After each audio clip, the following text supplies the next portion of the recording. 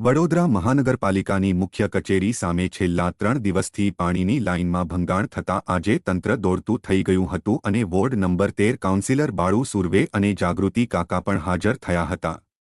અધિકારીઓ અને કાઉન્સિલરની હાજરીમાં જ્યારે તપાસ કરવામાં આવી તો પાણીની લાઇનની અંદર લીકેજ જોવા મળ્યું હતું। ત્યારે વોર્ડ નંબર 13ના કાઉન્સિલર બાળુભાઈ સુરવેએ જણાવ્યું કે અહીંયા છેલ્લા ઘણા સમયથી ગેસની પાઇપલાઇન નાખવાનું કામ ચાલી રહ્યું છે।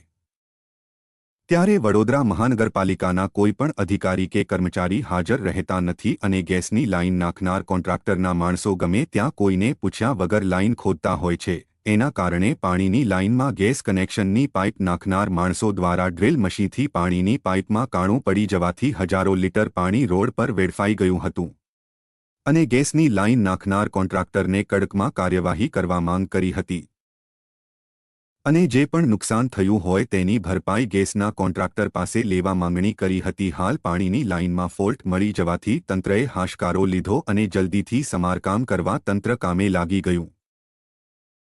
અમારા વિસ્તારમાં છેલ્લા ઘણા સમયથી પાણીની બહુ સમસ્યા છે। અલગ અલગ વિસ્તારમાં વારંવાર લોકો રોજે ફરિયાદ કરે છે કે ઓછા પ્રેશરથી પાણી આવે છે, અમુક જગ્યાએ ગંદુ ને કારું ને જીવડાવાળું પાણી આવતું હોય છે। આપના માધ્યમથી વારંવાર આપણે રજૂઆતો પણ કરી છે।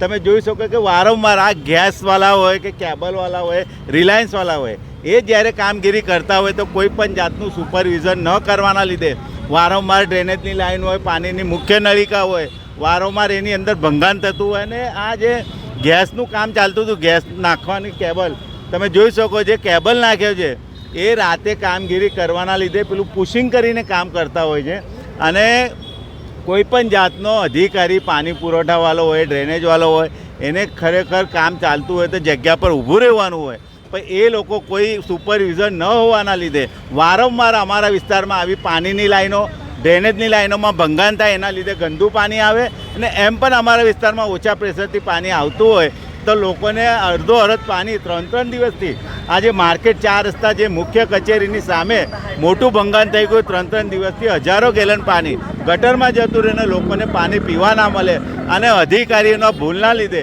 એમનો સંકલન ન હોવાના લીધે અમારા વિસ્તારના લોકોને હેરાન પરેશાન થઈ રહ્યા છે।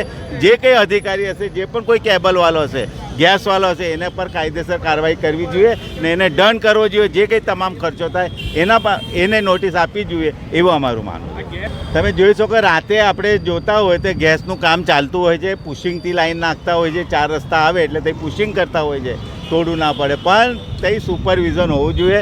ગેસનું કામ કરતા હોય તો એના જગ્યાએ પાણીવાળા કોર્પોરેશનના અધિકારી હોય કે ગેસના જે અધિકારી હોય એમને જગ્યા પર ઊભું રહેવાનું, પણ ફક્ત મજૂરોને જે કામ કરતા હોય એમને કામ સોંપીને જતા રહે છે, એના લીધે આવા બનાવ બનતા હોય છે। એવી અમારી માગણી છે કે વહેલી તકે આવી ભૂલ ફરીથી ના થાય અમારા વિસ્તારમાં, એનું ધ્યાન રાખવું જોઈએ।